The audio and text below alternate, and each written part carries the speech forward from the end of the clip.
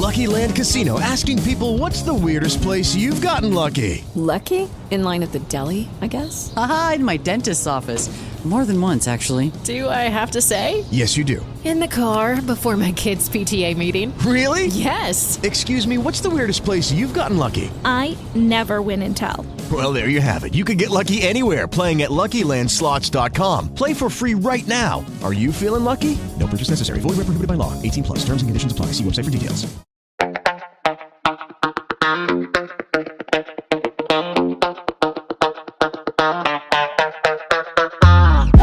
What is happening, everybody? I'm Larry Roberts. And I'm Sara Lucy, and this is Branded, your comprehensive guide to creative branding. And on this episode of the podcast, we're going to be talking about 6 different ways that you can manage your imposter syndrome while building your brand. Imposter syndrome has been a problem for me my entire career, probably even earlier than that. And I know it's something that probably everyone goes through at least one point in their life. Dude, I don't even want to say it's followed me throughout my career. It's followed me throughout my life.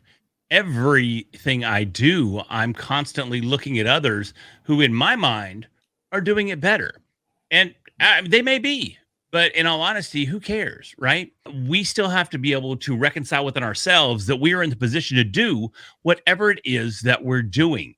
And that follows through in everything, whether we're playing sports, because I know imposter syndrome for me was hardcore in sports, whether it's in business, I never make as much as so-and-so, or whether it's with a podcast, we never get as many downloads as they do. What am I doing talking about X?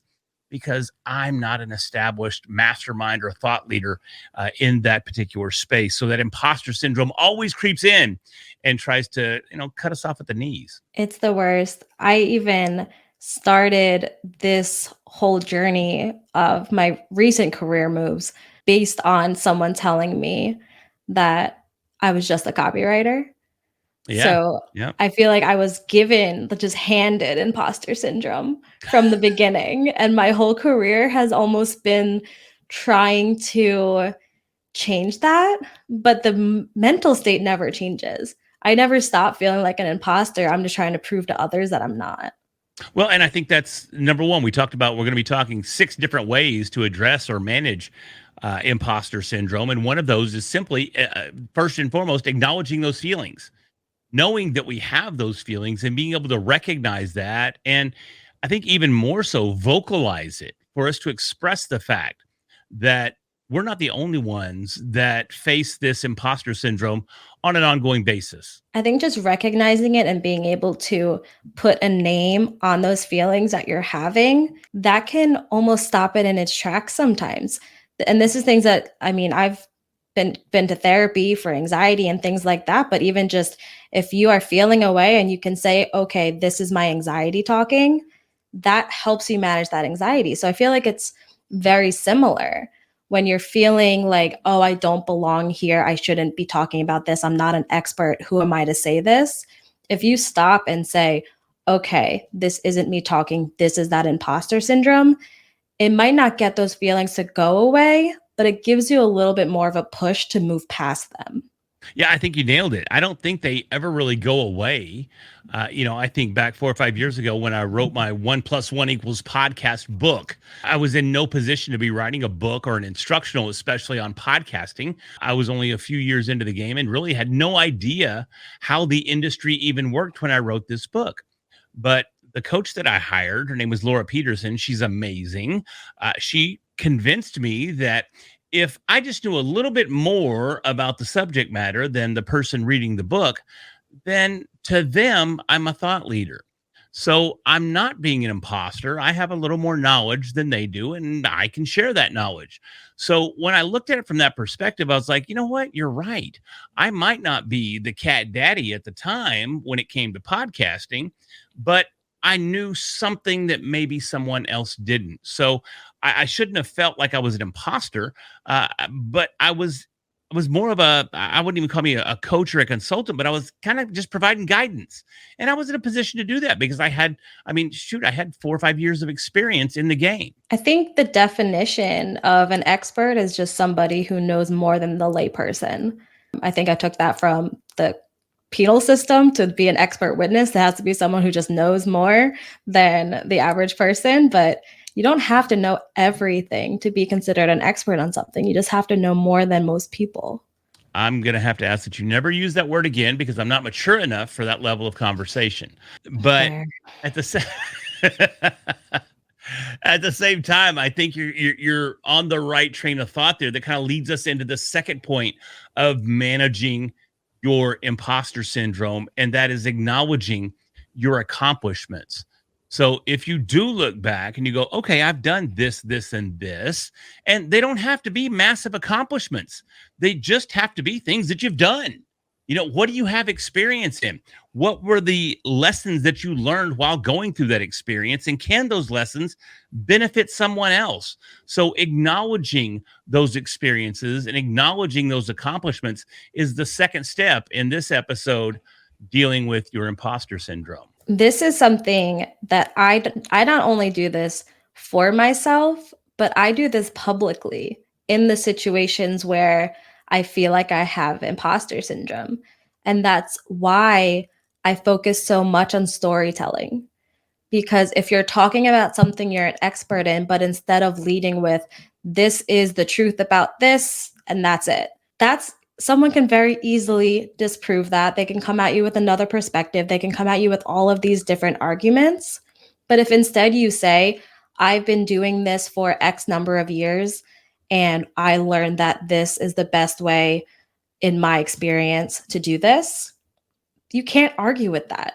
You can't say, okay, no, you didn't do that in those last 10 years. Like, you didn't get those results you just talked about. You can't argue it. Yeah, 100%. You can't argue with experience. You can argue with outcome and maybe how you achieved that outcome, but you can't take away someone's own experiences. And your experience may be different than someone else's. Someone else may follow the exact same steps that you followed and maybe get a slightly different outcome due to a variety of reasons. I mean, we see that all the time with ChatGPT right now. You can ask ChatGPT the exact same question 2 different times, and you're going to get wildly different answers, most likely. But life is very similar in that regard. We can all go through the same perceived steps, but our interpretation of those steps may be slightly different, but you still can't take away from that experience. So when you're sitting there questioning yourself, when you're sitting there going, I am not worthy, or I'm not someone to be talking about this or that, or doing this or that, or taking on this client, remember what you've done, what you've achieved, and your experience, and how that experience can override that imposter syndrome.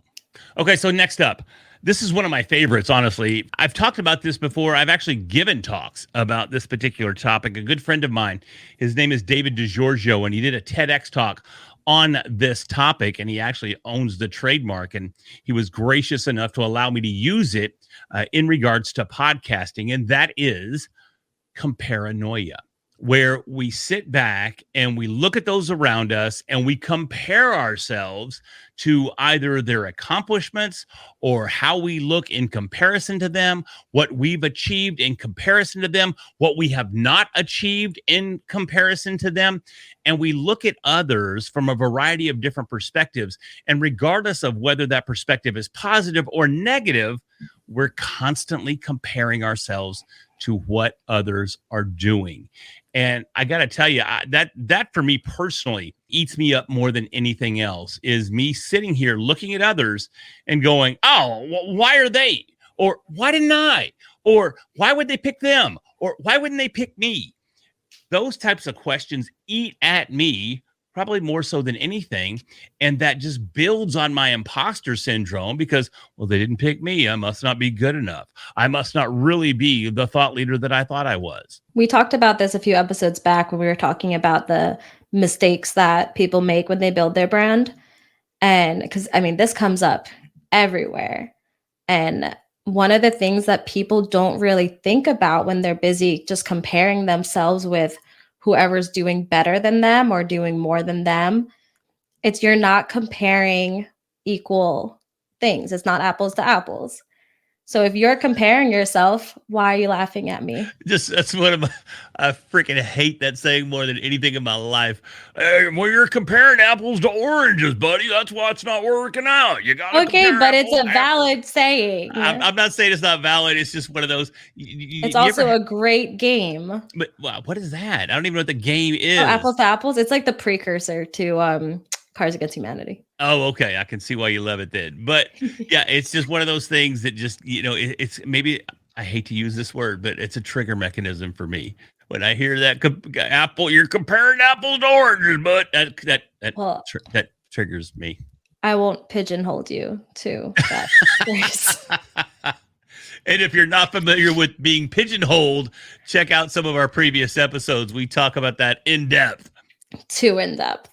May I continue? Oh, yeah. Sorry. I got off the rails. Thank you. Yeah. Sorry. It makes me think back to Stacking Benjamins when I saw Joe Saul-Sehy speak at a conference. And he was so excited when he went from getting like 69 downloads an episode to 70. And these days he's getting hundreds of thousands and he does tours around the country. And he's one of like the most successful podcasters, at least I know of. And if I were to sit here and compare myself to Stacking Benjamins, like we're only a couple episodes in. So we can't compare to Stacking Benjamins or expect to be them or expect to be these super huge shows because we just started. But if we compare ourselves to what they were doing when they just started, it's going to look a lot more similar. Sure. I mean, how many episodes are they in now? It's got to be hundreds. Oh, I'm sure hundreds. I think the one I was on was episode like 200 something. So, and that was a year or two ago. See, and just asking that question, what am I doing? I'm comparing. But, they got to have 300 or 400 episodes. That's why they're crushing it. We're still in our single digits. That's why we're not doing as good. So it's almost an inherent trait for humans to compare themselves to other humans, but it's also very detrimental. Mm-hmm. And that's why wallowing in comparanoia can be very, very damaging to not just your journey in building your brand, but the potential to reach the end of your journey in building your brand. So try everything you can do, man, to avoid that comparanoia. But if you do have to compare yourself, at least put it in that frame set of they are years ahead and they were here at one point. Use them as that's where I want to get to, not that's where I should be right now. Just make sure you're comparing apples to apples. That's what yes. Sara's trying to say. Yes. All right, moving on. Number 4. We should get sponsored by card games. That'd be amazing. Yes. Being sponsored by anyone would be pretty kick-ass, to be honest with you. But number 4, what do we have here? Reframe your failures as lessons. Instead of just wallowing in self-pity and going, oh, I failed again. Look at that and go, what is the lesson that I can take away from that failure? What did we learn through these steps? Because in this game, I mean, I started podcasting in 2014. We're coming up on 10 years here shortly. And throughout that time, I've looked at a variety of missteps as failures. But at the same time, I can look back and go, oh, well, I misstepped there, but look at the lesson that came out of that. I learned to do this. I learned that this was the way to approach that. I learned how to talk to people more clearly. I learned how to have better interviews. I learned how to insert humor into a business podcast. I learned, you name it. All of these mistakes that I made, they weren't necessarily mistakes. They were simply opportunities to learn. I feel like we learn so much more from failures than we learn from successes. 100%. Because all you learn from success is like, okay, that one thing worked. Yeah. But from failures, you learn all these different things that won't. So you don't have to try them again. So I always say, like, if you are going to fail at some point in your life, so fail big. Like, I'm bored of the small little failures. If I'm going to fail, I'm gonna go all out. Like, I'm going to put everything into it so that, like, I want to fail with fireworks. And like, I want it to be this massive thing so I can learn as much as possible. Because just one, like those little failures, like they're gonna happen. Yeah, But they're it's boring. those I know, the big ones. Like Yeah. those are the ones that you really, really learn I mean, from. if you're really gonna mess up, put yourself in the hospital, put yourself in rehab, do Seriously. something story worthy. If you're gonna make a real, Yes. that's when you can start worrying about shit. But up until that point, they're just learning, and even that was a learning opportunity. Shit. For those of you that don't know, I was in rehab back in 2013. I went in for alcohol. That was a big, big, big mistake, and it could have ruined my freaking life. But I Hold learned on. a lot Was while the I was in there. alcoholism the mistake or the going to rehab the mistake? I would have to say the alcoholism was the Okay, I mistake. just wanted to Going to rehab gave clarify. me the clarity and allowed me to step away from it. And while again, it could have been very detrimental, could have been the end of everything in all honesty. But this goes into if you're going to fail big. I failed massively.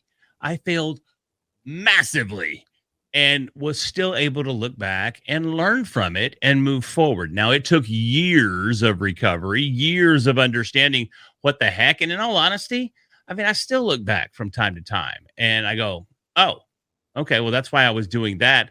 Let's not go back down that freaking rabbit hole. That's a place of negativity. We don't need that in our lives. So, regardless of your failures, regardless of your shortcomings, I promise somebody out there has made a bigger mistake. And I promise someone has gotten stronger from that bigger mistake. And you can do the same thing. I feel like you just got it all open. Now I have to do the same. Mine's not quite as I did not go to rehab. You But missed out. I know, right? I should add it to my list. I've heard great things. Um, I dropped everything, packed my life up to move to Texas, and within 5 months lost my job and was living here unemployed, didn't know anybody. Not my best moment, Yeah. Yeah. but I cannot imagine my life different than it is right now. And if I did not move here, like what would my life be right now? If I kept that job, I would be miserable. What would my life be right now? Like there's so many things that led to, and I'm just so grateful for that failure because it got me to Texas. It got me to where my life is right now, and everything else has fallen into place. And it got you branded. I mean, It got gosh. me branded. It made me the favorite daughter. But that's funny. I mean, seriously, if I hadn't even gone into rehab, I wouldn't have found podcasting because I found podcasting about 2 to 3 months after I got home. I would have never even been in this game. And I mean, just look at the things that we've done in the short time that we've been together for what, not even a year yet, coming up on a year Mhm. and a month or so. But over the last 10 years, all of these things that have taken place all came from that massive, massive mistake that I made in 2013 that put me here today. And the same thing for you. When you look back on the decision to move here, maybe all your ducks weren't quite in a row like you had hoped and planned, but you learned a lot from it. You grew from it. Now you have an amazing home, an amazing small town outside of Austin. You got an amazing dog. You got amazing neighbors. Your life is amazing. And it Shout out all to came. Harvey, And what up, Harv? But the goodest so boy. all of that came from learning from a mistake. So don't just wallow in it.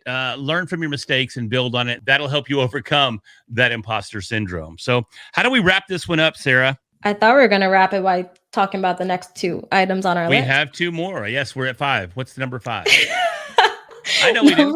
I know. I'm keeping track.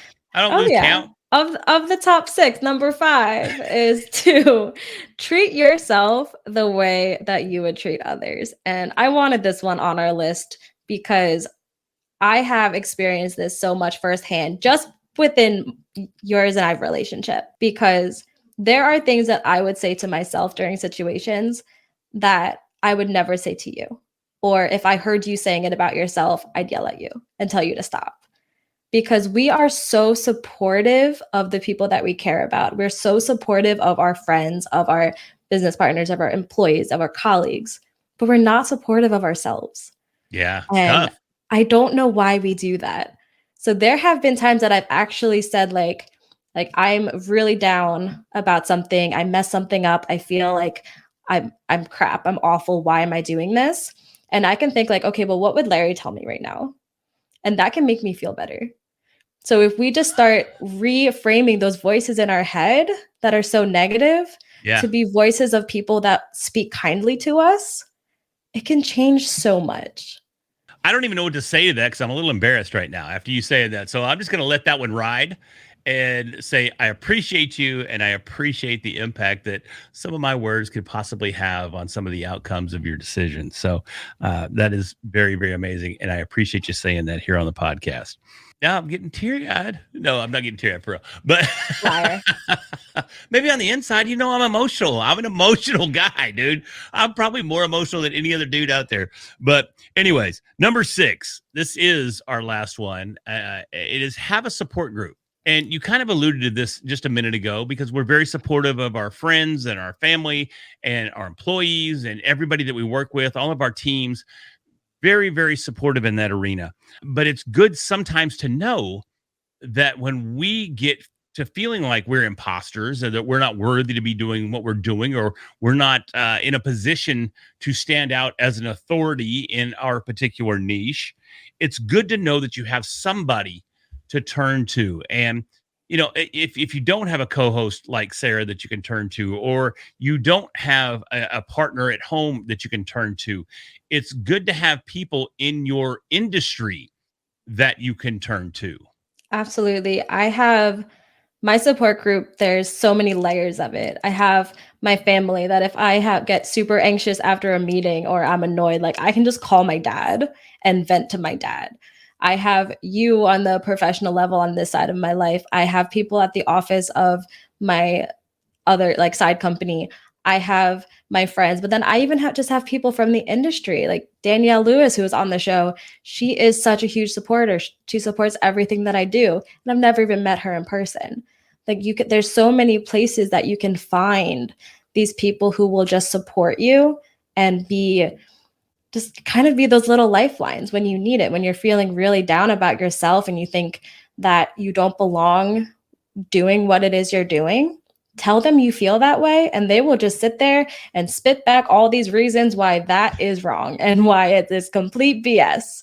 So find yourself those people, like have your group, have your supporters, and make sure that they know that they are appreciated and that you do feel that support from them. Right on. Well, Sara, you are appreciated. I just want you to know.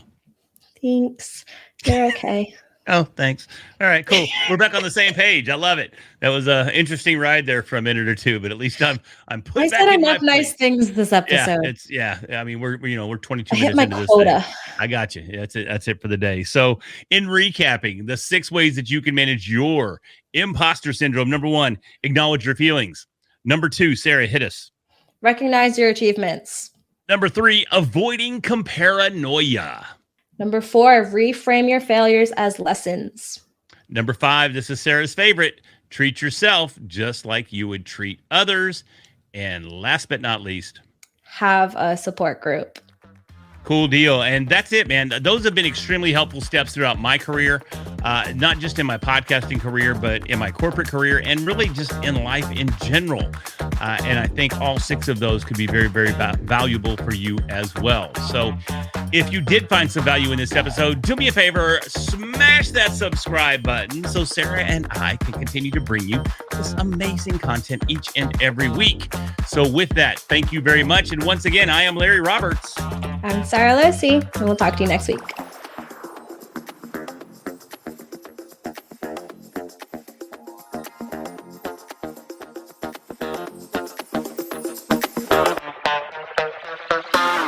Hey guys, it is Ryan. I'm not sure if you know this about me, but I'm a bit of a fun fanatic when I can. I like to work, but I like fun too. It's a thing. And now the truth is out there. I can tell you about my favorite place to have fun. Chumba Casino. They have hundreds of social casino style games to choose from with new games released each week. You can play for free anytime, anywhere. And each day brings a new chance to collect daily bonuses. So join me in the fun. Sign up now at ChumbaCasino.com. No purchase necessary. VGW Group. Void where prohibited by law. See terms and conditions. 18+.